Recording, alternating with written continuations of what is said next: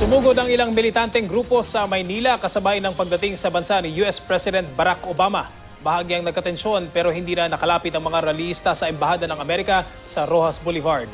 May ulat on the spot si Ivan Mayrina. Ivan?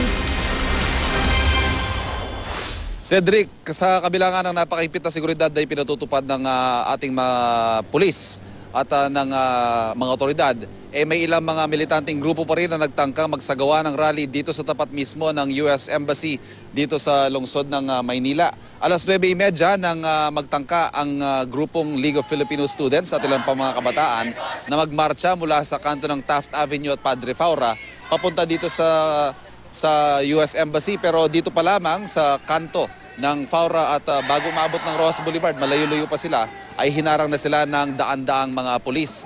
Bahagyang nagkatulakan, Cedric, at bahagyang nagkagirian, pero sa bandang huli ay napakiusapan naman ng mga pulis itong mga kabataan na magsagawa na lamang ng 5 minutong programa para ipahayag ang kanilang mga hinaing, pero kung matapos noon ay agad din naman silang umalis.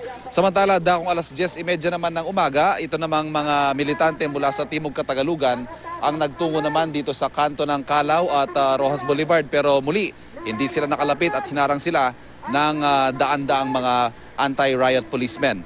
Cedric, papakita ko lamang sa inyo ang ating kinatatayan ngayon ay ang kanto ng Roxas Boulevard at UN Avenue. Makikita natin ang mga miyembro ng kapulisan. May isang truck ng bumbero at yung mga nakaputing t-shirt, ito yung mga trainees ng Philippine Army na sinasama din bilang mga crowd o civil disturbance management units. Ito ay sila kapag may mga ralista, magpo-form ng human chain at sila magsisilbing haharang sa mga ralista rito. At panghuli, Cedric, bihirang pagkakataon nito, pakita lamang natin sa mga manonood. Ito po ang itsura ngayon ng Roxas Boulevard. Napakaluwag at tanging mga accredited vehicles at VIP lamang ang nakakadaan dito. At yan ang sitwasyon mula dito sa Roxas Boulevard, kanto ng UN Avenue. Balik sa iyo, Cedric. Ang luwag pero wala nakakapag-planking. Pero maraming salamat, Ivan Mayrina.